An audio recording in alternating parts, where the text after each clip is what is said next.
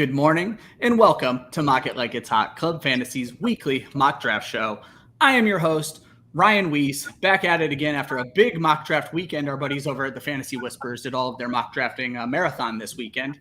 But if you've noticed, the panel has changed yet again. After just 2 weeks of dealing with my bullshit, my co-host, Austin Amandolia, already needed a vacation. So I brought in somebody who is very used to dealing with my bullshit. Dan Metzgar was a guest on the show just a few weeks ago. And if you didn't tune in, Dan is a childhood friend of mine. We've known each other. We've played in leagues together. We've won flag football championships together. It's what Dan and I do. But more importantly, Dan is the winningest manager in my 16-year home league. He knows his shit, putting it bluntly. Dan, thank you for jumping in for us. Thank you for having me in the introduction. I'm glad this is recorded. I'm looking forward to we're playing this for you all the time. Yeah, I joked with Dan. Everybody knows, and by the end of the show, you'll all know that I'm not a very nice person. But while I'm on this show, I'm way nicer, especially to my guests, than I am in real life. So Dan has to take these moments in when he can. Speaking of knowing their shit, our guest this week is someone who reached out to me and I just started interacting with recently on Twitter, but I am very glad I did. Emerson Beery is a writer with our friends over at 5 Yard Rush. Emerson, tell the people who you are, and thank you so much for joining us. Oh, thank you for having me on.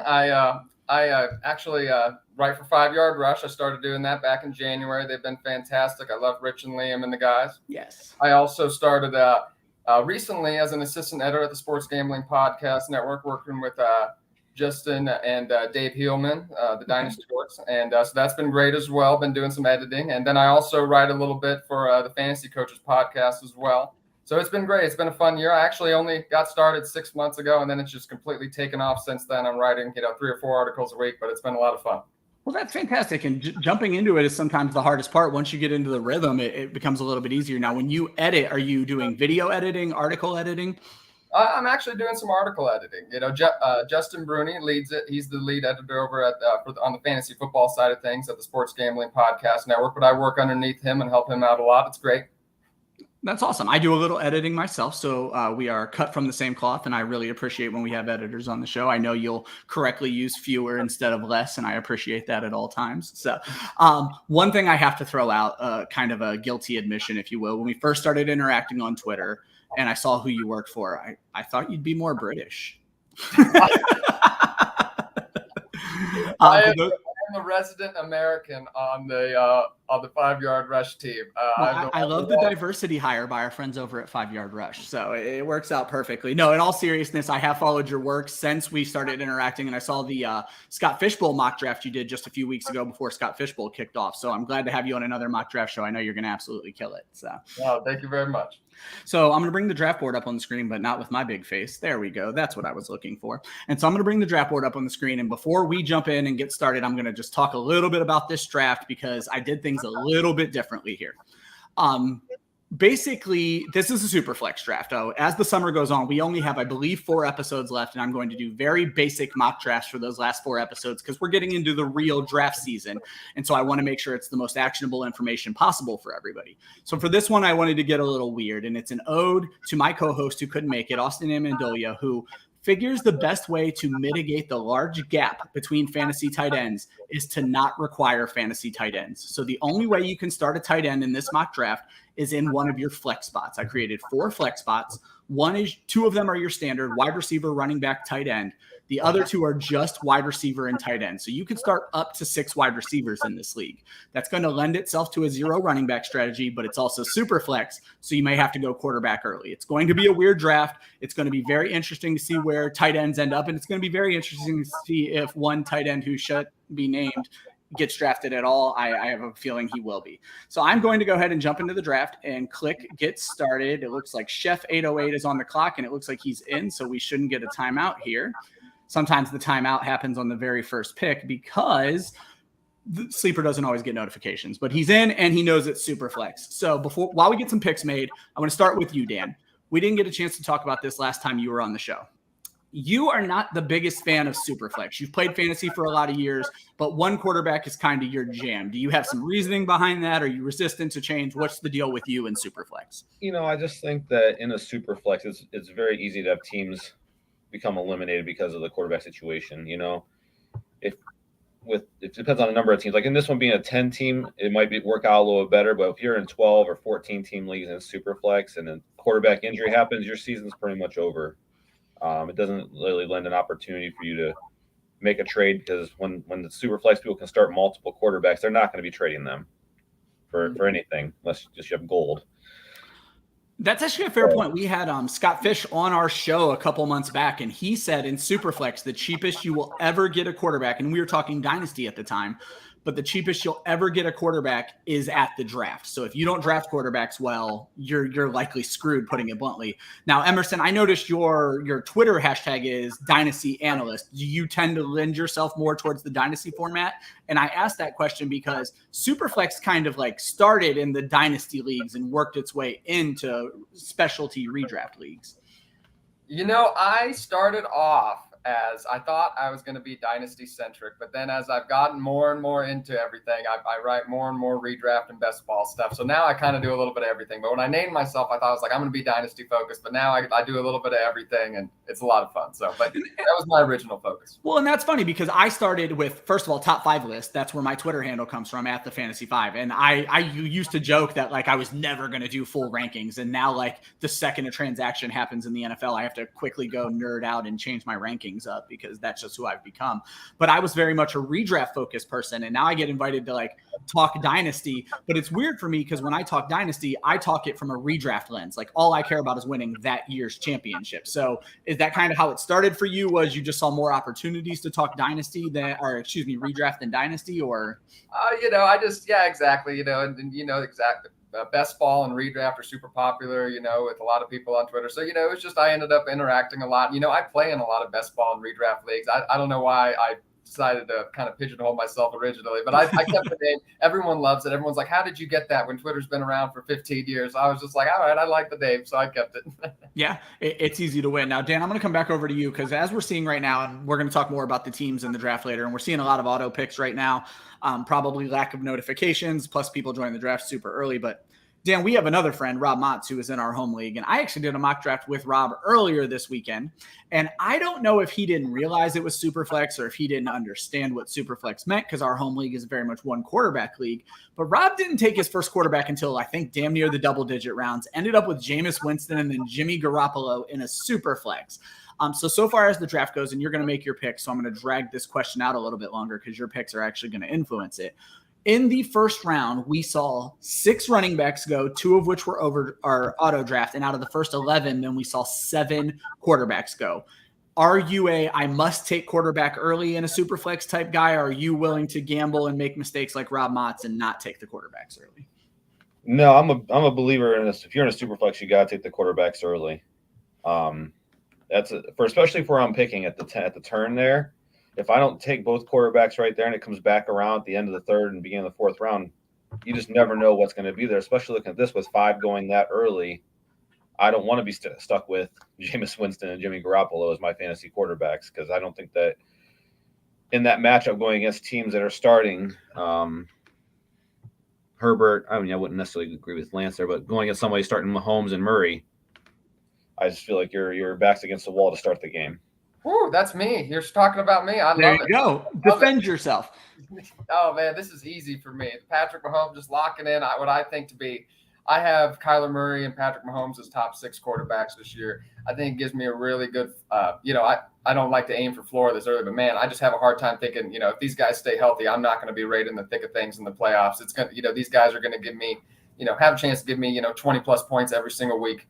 I love the start. I think I can get some running backs here that I really like too in these 3rd and 4th rounds. So I like my start quite a bit, actually. I agree completely with that. Like looking at all these quarterbacks going, there's going to be some really quality receivers and running backs coming back around these turns. So one thing I wanted to bring up, Dan, because you kind of hit on this earlier, is, in a 10-team league, maybe SuperFlex makes a little bit more sense. Actually, I'm going to pause myself real quick. A great follow of ours, Angie, brought up that maybe the feed on YouTube or wherever she's viewing might be a little blurry right now. I apologize, guys. I'm not getting any bad connection on my area. I did put the draft board in the YouTube chat if someone wants to just follow along with the draft. But if you're getting a bad connection, I do apologize for that. Hopefully it cleans itself up a little bit later. But back to the draft. I wanted to start with kind of where you guys chose your draft slots. So Emerson, you are picking from the 6th slot in the first round, and Dan, you are picking from the 10th slot, the very last spot. So Emerson, after you make your pick here, was there a thought process with the 6th slot, just kind of thinking that you have the fewest gap between picks? Because one of the biggest discussions on fantasy Twitter right now is where do you like to draft from? And I gave you guys first choice, and Emerson, you picked the middle of the draft. I just always feel like I'm at either end. So I just wanted to try something out a little different, actually. That was kind of my mindset behind it. I actually prefer drafting kind of towards the ends, and I don't actually like drafting in the middle. So this was kind of just to make myself a little uncomfortable. I like to have kind of those back-to-back selections a bit. I tend to like my drafts a little better that way, but I actually love my start. I got my I kind of flip-flop between putting Joe Mixon as my RB4 and RB5 in redraft leagues this year. I think, that offense is going to be fantastic. I think, I think if I remember correctly, his career high in targets is around like 55, and I think he could push for that this season too. So he's high up in my rankings. Really happy with that. What a great segue, because you don't know this, but Dan Metzgar, enormous Bengals fan. So, Dan, how do you feel about hearing another analyst say that Joe Mixon is a top 5 fantasy running back this year? I couldn't agree with him more. I think that he's going to be playing behind the best offensive line he's ever had in his entire career, and I think it's going to really lend himself to really have a career year this season. Absolutely. Yeah, so, we're not seeing a ton. The quarterbacks are going, and then wide receivers and running backs have been relatively easy or evenly split. The 2 auto drafts, I'm not going to pay a ton of attention to right now, but interestingly enough, the 2 auto drafts are 2 of only 3 teams to not select a quarterback. So our buddy, What Is a Catch, is someone, and he was in the chat earlier, so I know he's active. We're going to pay attention to what his draft looks like a little bit later. But getting back to it, Dan, you picked the end. Was there a thought process? I always like to joke that I picked the end because I'm used to winning leagues, so I have to draft from the end. Was that your thought process here too? Yeah, I like most of my drafts. I'm picking at the end. I do like that. It's just a personal favorite of mine. If I'm looking at building the best possible team, I like to pick at the end. I think you get more. You might not get that top 1 or 2, but I think you have more depth. And I think a lot of fantasy football, everybody looks towards those big name guys on their roster, but you really got to build a team that has depth if you're going to survive the full season. Yeah, makes a lot of sense. Emerson, after you make your pick, I want to talk a little bit about Kyler Murray. I know you mentioned it very high on him, and you kind of brought up, you kind of fell into 2 top 5 quarterbacks here, which is pretty unique from the middle of a SuperFlex league. Mahomes, there's some debate because he did lose his best weapon. I still think he's safer than people think, but I want to talk specifically about Kyler Murray because I always find myself far too high on Kyler Murray. Last year, we saw kind of a drop off in the rushing upside. Is that something you think is going to change? Because obviously rushing quarterbacks offer the kind of cheat code in fantasy football because of the 10 points or 10 yards per point when it comes to their rushing upside. I don't think he's ever going to be like a Lamar Jackson. I don't think he'll ever be close to that, really. I think he's more in the mold of a Russell Wilson, which in the second round and the mid-second round at the 2-6, I'm absolutely happy with a Russell Wilson kind of style player in his prime. I also think getting that full contract, kind of securing that, I think could give him, he might be a little bit more willing to run the ball a little bit more now, considering that he's, kind of got his money a little bit. So I think it's great. I also, particularly in kind of the Scott Fish and Warrior Bowl that I've been drafting recently, they give an advantage to, completion percentage. And I love Kyler Murray in those formats because you kind of get that rushing upside, and he's a accurate passer as well. So I'm big on Kyler Murray this year. I have him again as my top 5. In the style of Russell Wilson, he can have big first half or second half of the seasons that can kind of drop off considerably for long periods of time. So there is a risk there. But this year in redraft leagues, I'm absolutely on board. There you go. And I'm going to pop over to Joe Pep's team. Joe Pep, friend of the show, does a little bit of work here with Club Fantasy. Dan, he grabbed Justin Herbert in the first round. I think nobody's going to really disagree. It's an excellent pick. Trey Lance in the second round. And it seems that Jimmy Garoppolo will not be a San Francisco 49er. It seems that Trey Lance is going to be the starter. What are your thoughts on Trey Lance as a top, 8 quarterback, top 9 quarterback in any fantasy rankings? I think there's absolutely a world that exists, and it's in the realm of possibilities this year. But I think there were other more established quarterbacks that could have been taken at that point, in my opinion. I think you're rolling the dice with Trey Lance. We just don't know what he is. And if this is your team coming out, and again, what if he struggles and then they put Jimmy Garoppolo back in, if he would be on a team, And it's just a risk at that point. Like, I understand taking Trey Lance maybe another round or two, but to me, it's that early. It's a big risk. And perfect time to bring it up.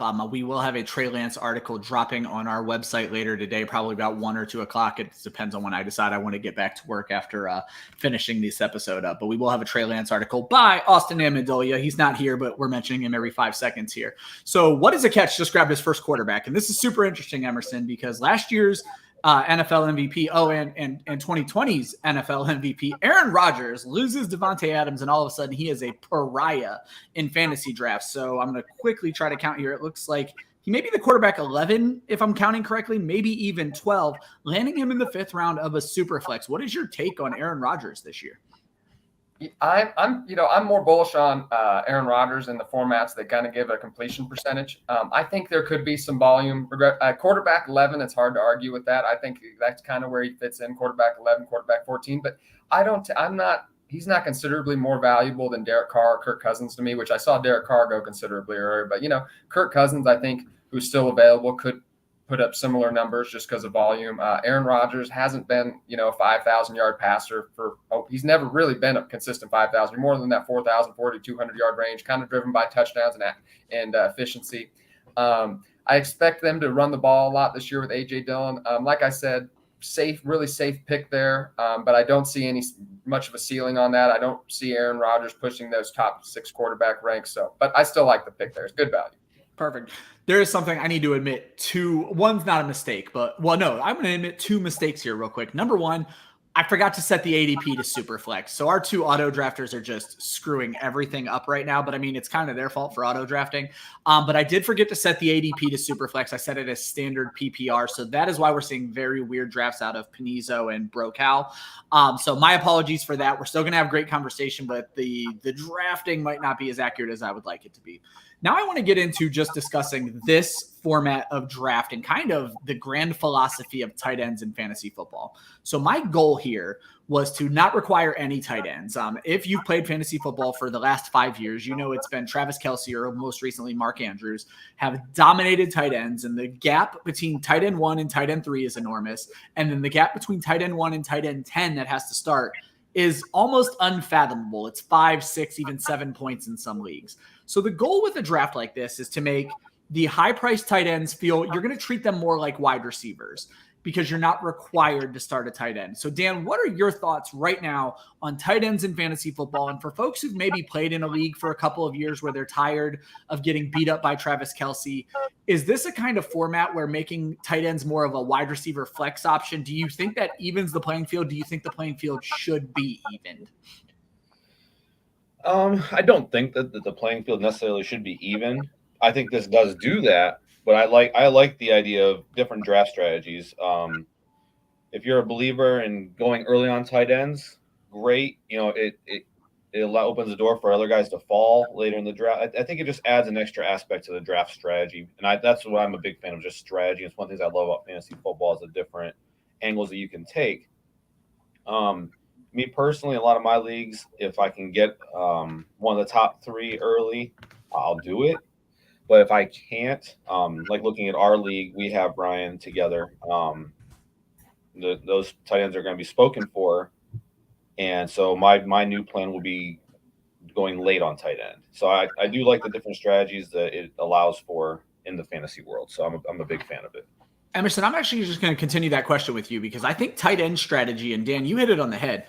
Having a tight end adds a whole new level of strategy to it because you're going to have situations much like quarterbacks. Do you want to go early? Do you want to go late? So Emerson, what are your take on a standard redraft league, not Scott Fish, not tight end premium? Are you an early guy? Are you a wait till super later? Do you like to gamble on any of those middle round guys? I don't like to gamble on the middle round guys. If I'm going to go tight end, I'd like to take one early. Travis Kelce, Mark Andrews, Kyle Pitts this year.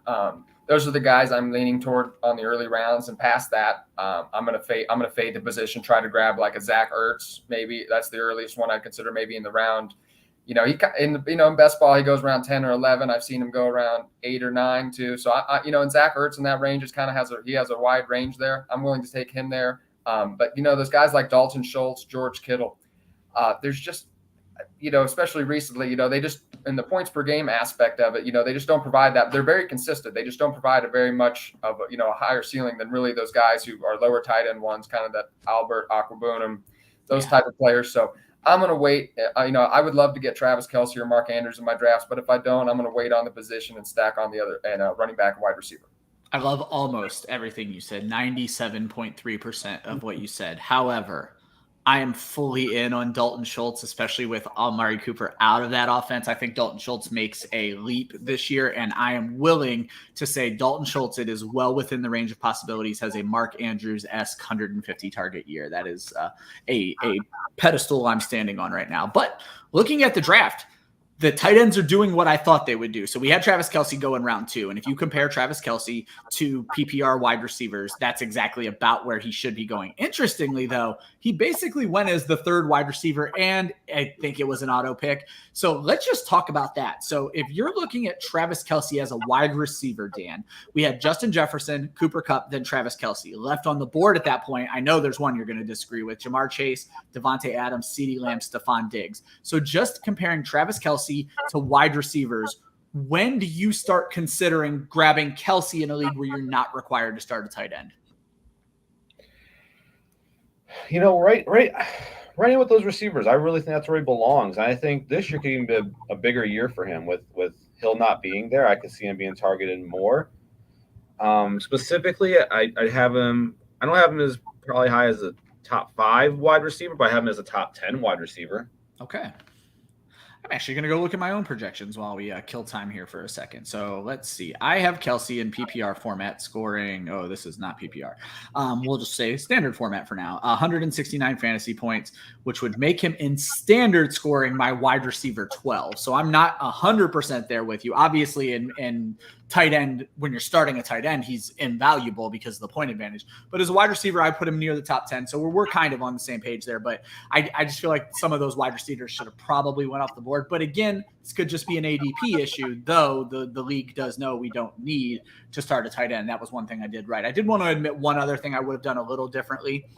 In leagues where there are a lot of flex spots, I required us to start 2 running backs and 2 wide receivers. I would have preferred if I had just made it 1 running back and 1 wide receiver and then all the flex spots, because you have a team like Jacob Lundy, Emerson, who is starting off with 5 wide receivers and just took his very first running back. Now, the Jerry Jeudy pick was an auto pick, and we're going to talk a little bit about Jerry Jeudy here in a second.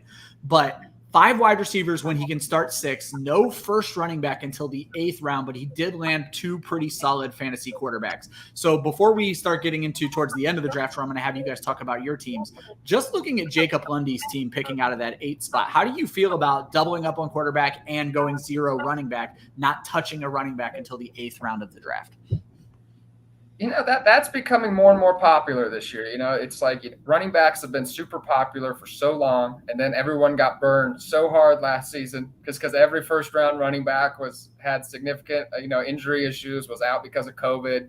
The fantasy playoffs were a disaster last season with all the COVID, people being out due to COVID and everything. It was a battle of attrition at that point.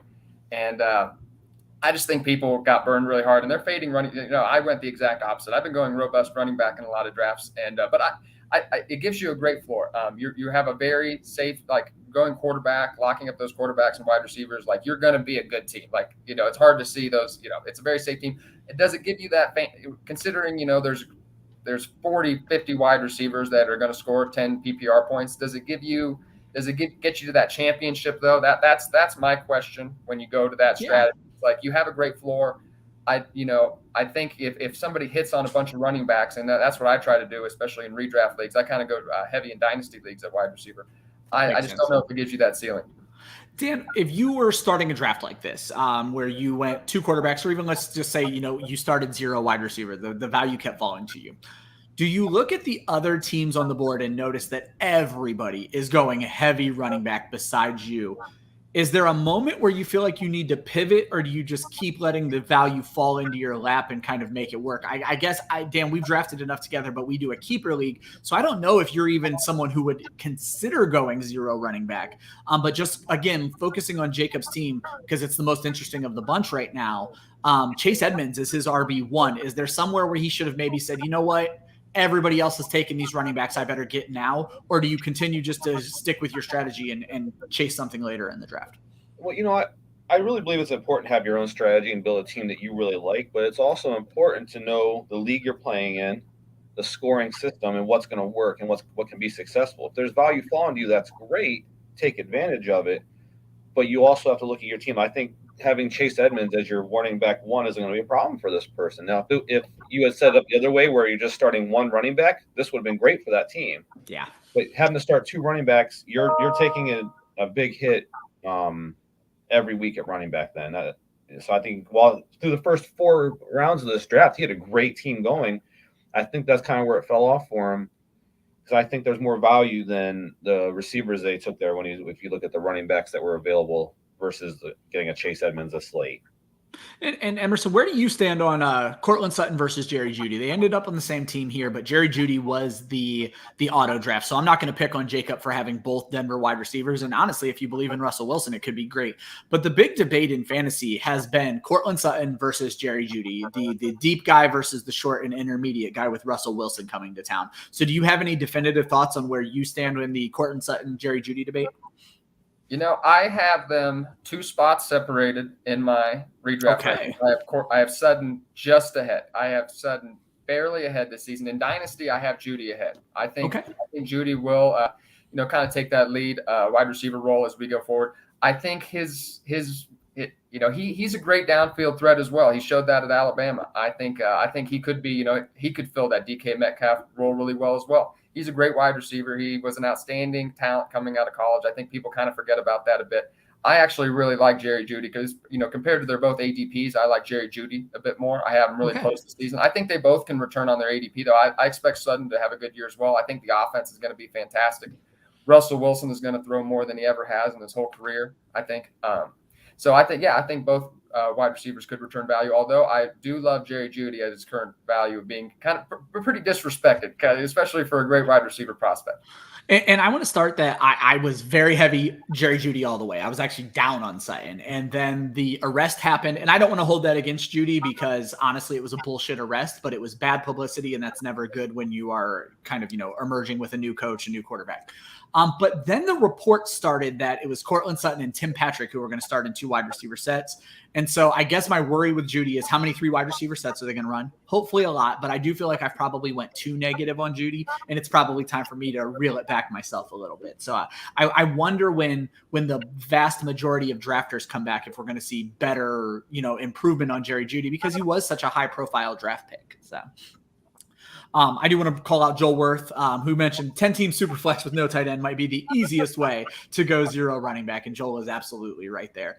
Dan, I want to give you a chance to talk a little bit about your wheelhouse. We touched on Joe Mixon earlier, and I know you're very pumped for this Bengals offense in general. But another debate with the Cortland Sutton, Jerry Jeudy debate is the Jamar Chase, T. Higgins. And there's not so much a debate there, but Jamar Chase went off the board as the 4th wide receiver in this draft. T. Higgins went off as the 12th.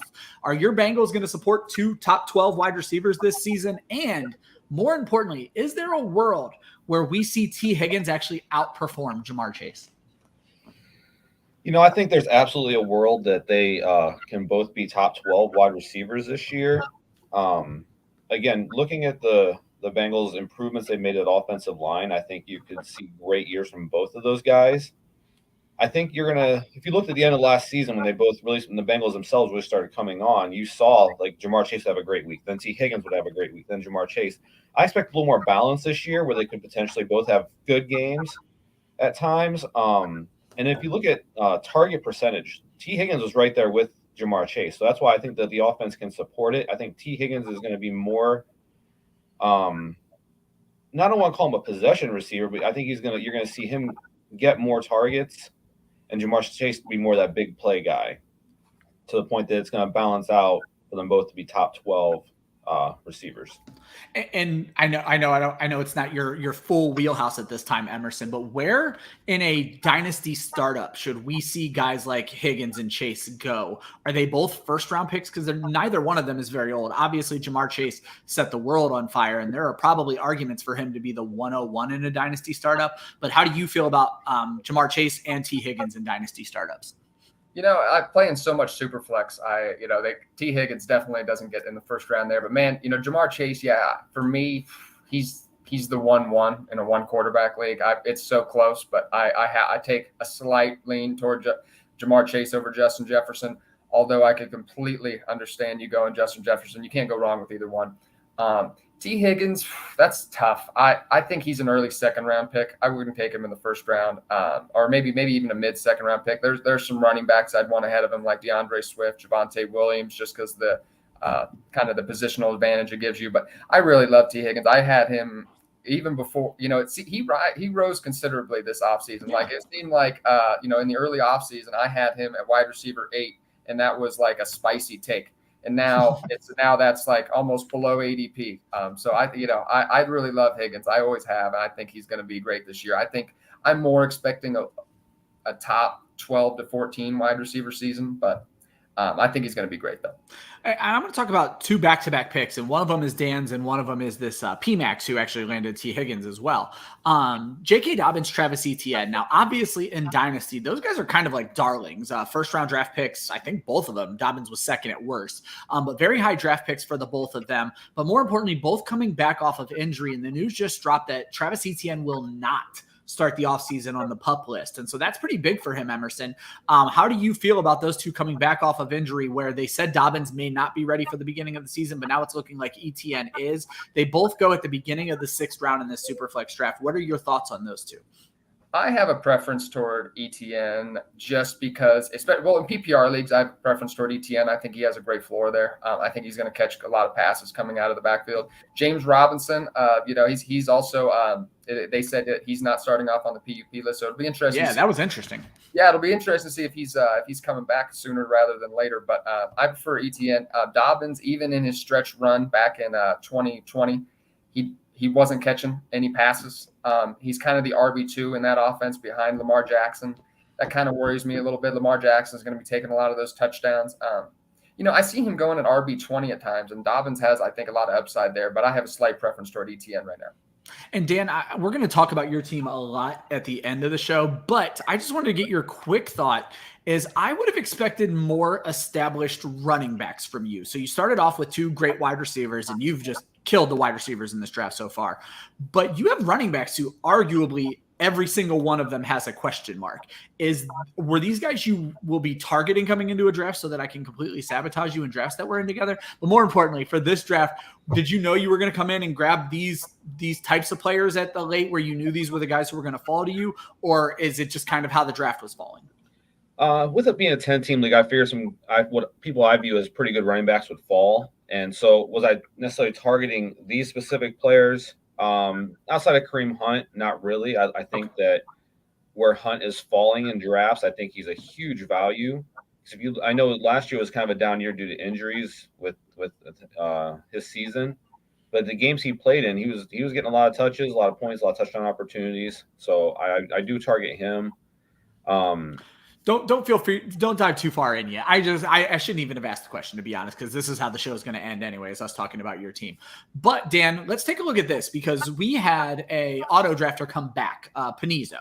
So I'm going to scroll up a little bit while the draft continues. So Panizo started the draft with Dalvin Cook, Travis Kelce, Kamara, Tyreek Hill, AJ Brown, David Montgomery, Eli Mitchell, Adam Thielen. Outside of Adam Thielen, these guys are all very much number ones on their team. But because I didn't set the settings right, he started with no quarterbacks. However, in the 9th round, he was able to land Justin Fields. And then in the 11th, Jameis Winston.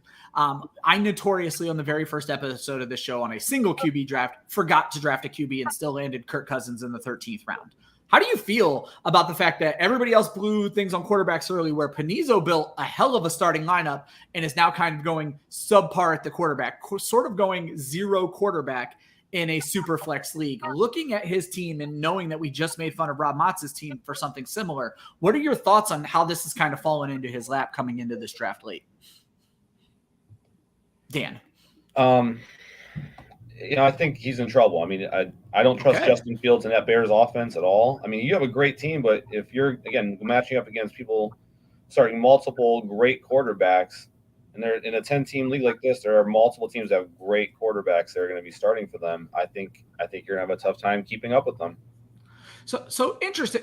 Emerson, what are your thoughts on streaming? Now, maybe not necessarily in Superflex, but Panizo did just grab his third quarterback, as did What Is a Catch? Aaron Rodgers, Ryan Tannehill, Carson Wentz, Justin Fields, Jameis Winston, Baker Mayfield. In a single QB league, it's very common to tell people to stream because in any given week, quarterbacks can perform. For these two teams to grab 3 quarterbacks, they could essentially play the streaming game and play the matchups. Is that something you have ever thought about in Superflex? And more importantly, if it gets away from you in a Superflex draft, is that something you would recommend? I think to effectively stream quarterbacks in the Superflex league, you'd have kind of stream like late round streams, I guess you might call them. You'd have to go 4 or 5 of them to pick matchups that, to have that be an effective strategy, I think. Because starting 2 quarterbacks, the best teams are going to start 2 quarterbacks, and the odds of hitting 2 on streaming options between Justin Fields, Jameis Winston, Baker Mayfield, that's going to be kind of tough all season. So I think you'd probably have to have 4 or 5 options at quarterback if you were going to do that, and I don't think that's a great roster construction either. In one quarterback leagues though, it's a completely viable strategy. I have a home league where my friends draft, and the quarterbacks just never go. Nobody drafts quarterbacks, so you can. Interesting. Yeah, so you can get the quarter. I got Jalen Hurts in like the 13th or 14th round last year, and it just depends on the draft here. And you want to in one quarterback leagues, you really want to read the room. And I want to go back to some earlier comments from listeners. Patrick Jacques said, Dobbins has 0 passing relevance, and it's worse than Derrick Henry. So I find that interesting because you mentioned you like Travis Etienne far more in PPR formats. And then Josh Hudson, the founder of Club Fantasy, said, Etienne was a touchdown monster, and he's not going to be shocked if he replicates that. One of the things I found interesting in last year's draft was a lot of the younger quarterbacks got players that they played with in college. And so Etienne's success in college was really tied to Trevor Lawrence. Metzgar, I know you follow college football far more than I do. Is that something, it's relatively new in the NFL to see people paired with their own weapons, but we saw it work beautifully with Joe Burrow and Jamar Chase. Do you think that's something Trevor Lawrence and Travis Etienne can kind of translate to the NFL? Oh, absolutely. You're talking about having chemistry and knowing your teammates and just viewing the game the same way. I think that's something you're going to see continue. Have you actually seen other players comment? I think it was Kyler Murray last year made a comment when Waddle and Tua were together, Hurts and Devonta Smith were together. He's like, man, all these guys are getting back with their friends, and I think it's something that you're going to see more of. I personally like it. I think it's a good idea. It's like think about kind of compared to minor league baseball. So these guys grow up together. Yeah, build those relationships to build a team. College football can be looked at the same way. So I think it's pretty cool. I like it. I think it does build chemistry and helps them develop in the NFL. Yeah, and that makes a lot of sense. Emerson, I keep harping you with the dynasty thing, but this is kind of the first time we've seen something like that. And Dan hit on Kyler Murray.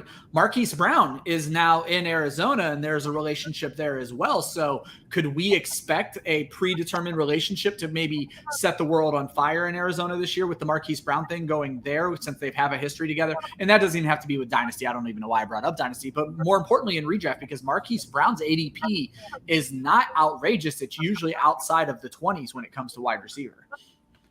Yeah, I really like Marquise Brown the first 6 weeks of the season. I think he could break out, but I'm going to at that point I'd be looking to sell him when DeAndre Hopkins is getting closer back. I don't see Marquise Brown out targeting DeAndre Hopkins. I know he's older. I just can't see it after week 6. I think he's going to be the second option in that offense. And I think he's, the way he's going in drafts right now, it's, in dynasty drafts, you have more of an opportunity to kind of pivot. But in redraft, he's going kind of in the opportunity as the wide receiver 1 in Arizona. So I'm a little bit out on him in his redraft ranking. I think he's going to take a backseat to DeAndre Hopkins when he comes back. So I'm avoiding in redraft, although he's a good buy in dynasty. DeAndre Hopkins, I don't see him producing for too much longer. Could be just be a year or two. And if Marquise Brown is in Arizona for a considerable amount of time, he definitely could develop a great chemistry with Kyler Murray. And that makes a lot of sense. So I'm going to wait these last 2 minutes out because we are just about done with the draft. PMax and Dan are going to bring us home. So Emerson, I'm going to stick with you. So far in the draft, we have seen 7 tight ends go. And interestingly enough, these were some names you brought up pre-show that you were interested to see where they were going to fall. Everybody knew Travis Kelce, George Kittle, Kyle Pitts, Darren Waller were going to get drafted. Dalton Schultz still went where he went, and maybe a little earlier than he needed to go. But more importantly, after those top 5 to 6 guys went, only 3 tight ends went for the rest of the draft. When tight ends are being treated as wide receivers, is this kind of what it is? So in a 10-team league, only 9 tight ends are even drafted. Is that kind of the value you feel they should hold? I can't believe it. You're right. I thought we were going to draft Cole Kmet, and I didn't. You did it. Yeah, you were right. Wow. I'm really surprised. I'm really, really surprised. I just want to thank Dan for not trolling me with the last pick. The thought did cross my mind, but I wanted to be respectful to your show. I guess I just didn't think. Yeah, I mean, we learned something today. Just when they're treated like wide receivers, you keep getting these upside. I think Cole Kmet could easily score more points than Rachaad White this year. Sure. But I just, it's hard to picture when you're going to, especially without tight end premium, when you don't have to start a tight end, it's hard to picture, 8 to 10 points, Cole Kmet. It's hard to picture him in your lineup many weeks. So I took the upside and Rachaad White. I can't believe you were right. Yeah. And that was kind of the point I was making so I want to be very clear. I am a Cole Kmet hater. You've joined the show. I'm not going to go on my long diatribe. I don't think that repeating last year is in the cards. I don't think the offense uses the tight end enough. But the point of this draft is to lower the need to start a tight end, because there are going to be teams out there who have to start Cole Kmet. It's maybe not in a 10-team league, but certainly in a 12-team league. And it gives the huge advantage to the teams that get to start Travis Kelce. And so when you treat them as wide receivers, this kind of shows you how low the value is. As long as Cole Kmet's ADP stays where it is, outside of the top 10 rounds of the draft, I get it. I'm a stream tight end every week guy if I don't get one of the top guys. And you got to start with somebody. Why not start with Kmet and be disappointed in week 1? But anyway, thank you all for not drafting him. That was the whole point of this draft. At least I got one this offseason, mainly because the people who trolled me with him weren't able to get into the draft. So we are going to start with our guest from the 6th spot. Emerson, you are on Sleeper as Johnny Cocktail, and you started off with 2 quarterbacks and really had a very sectional draft. I'm seeing it now. So you do not have to go through every pick, but really just talk to me about if you had a strategy coming in, if it was forced to change due to good luck, bad luck, things like that with this draft. This in redraft and best ball, I guess to go off just on one little tangent. To diversify a bit, I always go wide receiver heavy in dynasty leagues. I feel like that gives me a big advantage. And so, in redraft leagues, I tend to get my exposure at running backs, and I've been going really robust running back this season. I've done it in Scott Fish Bowl. I did it in the Warrior Bowl. I feel like, people are fading running backs a little bit this year. So I was excited to get 3 guys who I think have RB1 potential.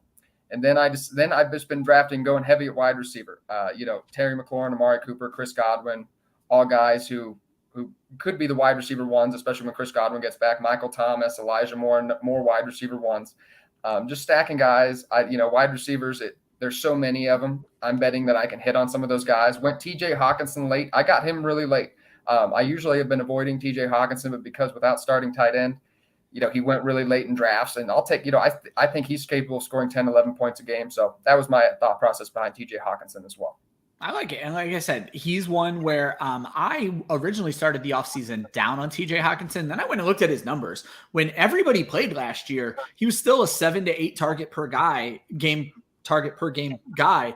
And nothing he did was particularly unrepeatable. So getting him as your wide receiver 5, 6 is an absolute steal. I want to talk about a term you used, and you didn't use it the way we were talking about it, but you did also bring up best ball, DFS, all that kind of stuff, is our boy Joe Pepe stacked all of his quarterbacks.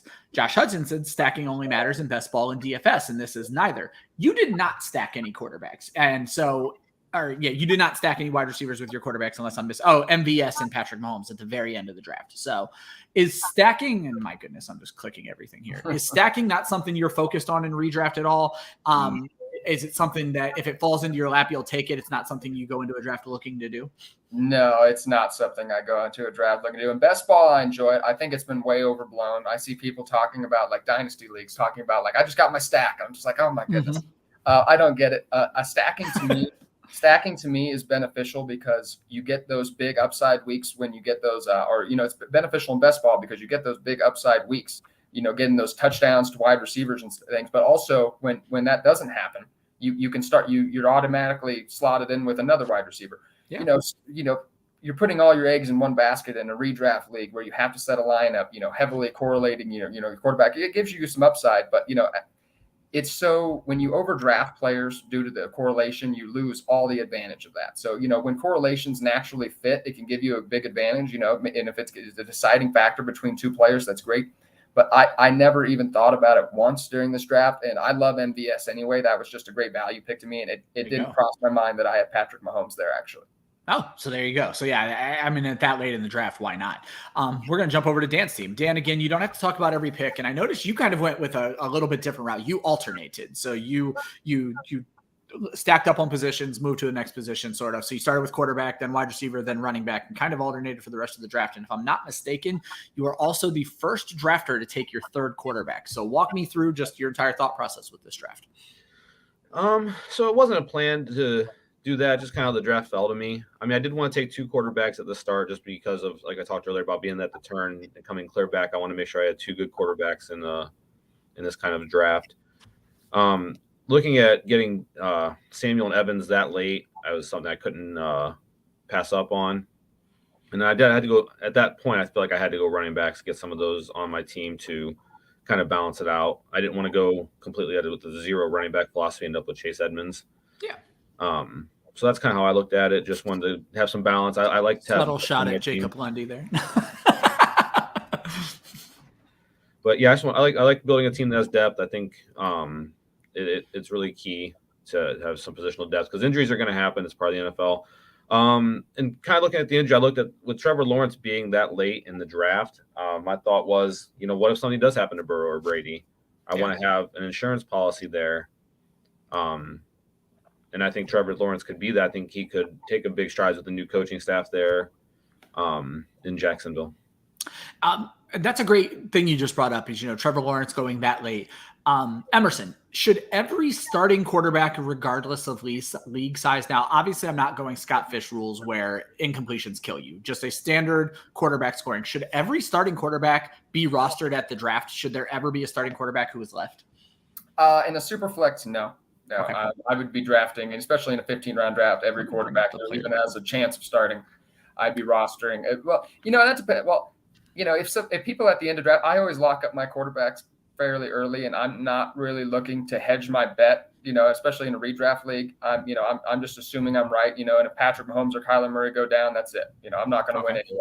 So I wasn't really looking for my third quarterback much, but if you waited to take your first quarterback to more of the third, fourth round, I'd be looking at even Marcus Mariota, Mitchell Trubisky, even Geno Smith, Jimmy Garoppolo, guys like that at the end of the draft. I was going to say, Geno didn't get drafted. I'm kind of looking top of my head for any other players who may not have been drafted, but like Daniel Jones was drafted. Davis Mills normally goes late. So I think just about everyone got drafted, but I don't know that everyone. Yeah, and Trubisky didn't go, it looks like. And those are the guys, Marcus Mariota. So those are interesting ones. Yeah, I mean, if I was the drafter who took Justin Fields super late, I maybe would have gone one more quarterback with one of my last picks. He did. You're saying go all the way to 4. My apologies. Yeah, I would go all the way to 4. Okay. And I do want to bring up what is a catch because we talked about him earlier this season. So Dan, we mentioned, he waited on quarterback, got Aaron Rodgers, got him in the 5th round, which is kind of late, and then back-ended it with Tannehill and Wentz. And we kind of talked about, that's not how you would typically do a draft. He did get kind of like an anchor quarterback with Aaron Rodgers, and then he would be streaming Tannehill and Wentz. So just overall, I don't normally have you guys grade a single person's draft, but his was kind of interesting because he was the kind of zero quarterback drafter who wasn't an auto draft. So what are your thoughts, Dan, looking at how he built his team? 3 very good running backs and a solid stable of wide receivers, especially once DeAndre Hopkins gets back. What are your thoughts seeing how he built his team with the anchor quarterback? Yeah, I think it worked out really well for him. Getting Aaron Rodgers that late is an absolute steal. Even without Adams, I think Rodgers is still going to be a great quarterback. And then following it up, I think getting guys you can trust with Ryan Tannehill to, have that potential to still have really good games. It would be interesting without A.J. Brown there this year. Yeah. but I think there's still so much focus on their running game that receivers can still get open. I mean, AJ Brown got hurt a lot. They've kind of become accustomed to playing without him, and I think having Robert Woods being there will help soften that blow a little bit.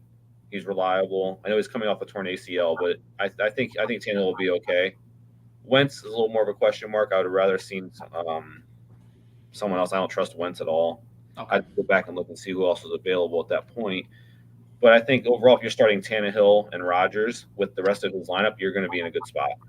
And then our buddy Jacob Lundy, he noticed your shot at his Chase Edmonds, Cordell Patterson. So he says you owe him a drink if they outscore. Sounds good. Yeah, Jacob Lundy, friend of the show and friend of the Fantasy Whisperers. I think I first met Jacob through drafting with them. He's a great mock drafter.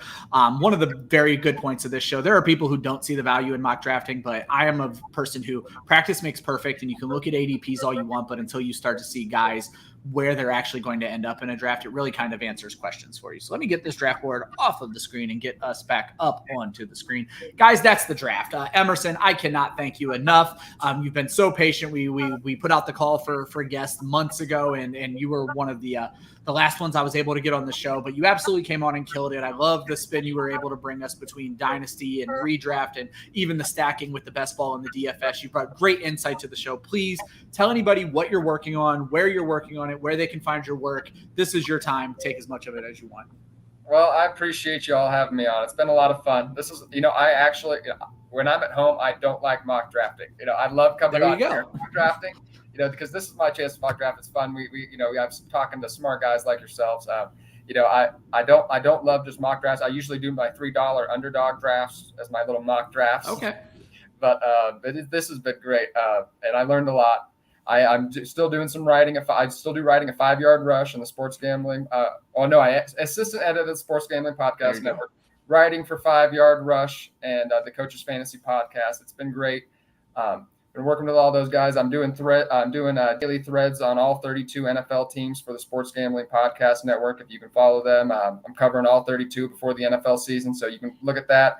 Releasing a lot of dynasty strategy content on all 3 platforms, so you'll see a lot of those coming out before the NFL season. I have Emerson's Twitter handle in the description, and I'll get that Dynasty Sports Podcast or the Sports Gambling Podcast Network in the description as well, so they can follow you there and keep you active on those Twitter threads. So we very much appreciate you. One thing I did forget to do was my oops of the draft, and I'll be honest, everybody actually drafted quite well outside of our auto drafters. I'm going to give myself the oops of the draft. Number 1, amateur hour, not setting it up as a SuperFlex draft. What the hell was I doing? So my apologies to everyone. I'll do better next week. Next week is going to be our girl, Kira Wojtrowski. We're doing a best ball draft. We talked a lot about best ball. We talked about Underdog, not a sponsor of the show, but if they want to give us money, we'll take it. But we are here to get people prepped for the best ball mania. There is millions of dollars on the line in these best ball drafts. And so we are going to do our last best ball draft of the mock season. Dan, I know you're not a content creator, but you obviously kill it every single time you're on the show. We're going to get you on more shows. Very much appreciate you. Anything you want to plug or anything you want to do with the end of the show time here?